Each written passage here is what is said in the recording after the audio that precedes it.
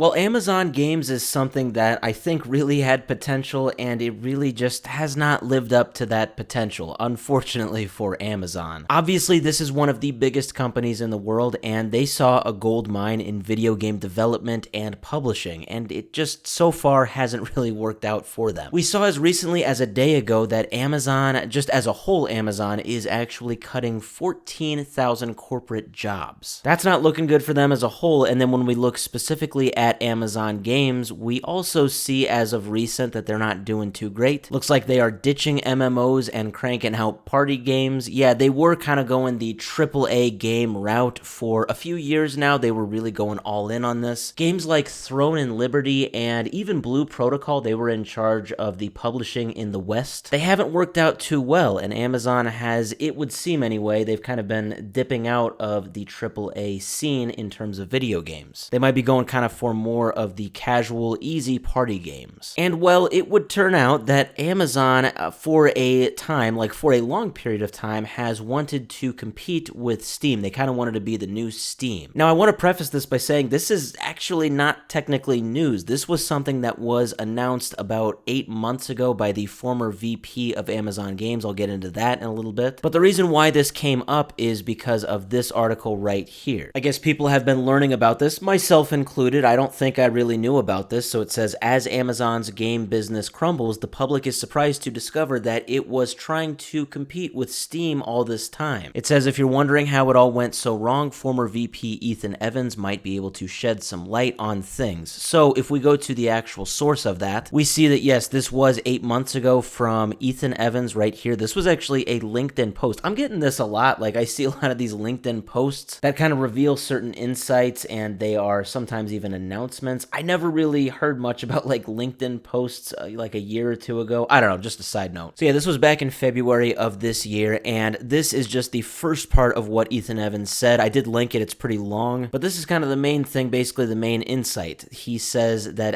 as VP of Prime Gaming at Amazon, we failed multiple times to disrupt the game platform Steam. We were at least 250 times bigger, and we tried everything, but ultimately Goliath lost. He says the 15-plus year-long attempt to challenge Steam started even before I was VP of Prime Gaming, but we never cracked the code, not under my leadership or anyone else's. And yeah, I think there's probably a lot that goes into Steam, really, what makes it so great, but ultimately it really goes to show that, with something like Steam, with the unique ecosystem that it provides and the very good service that it provides, you can't just throw a bunch of money at something and have it be the next Steam. It takes a bit more than that. It takes something different. And kind of ironically, I wanted to explore Amazon Games as a publisher on the Steam platform. I kind of wanted to see where their games were at. And I would say with Amazon Games, there are probably two games that are the biggest. The first one right here is Throne and Liberty. As we can see, the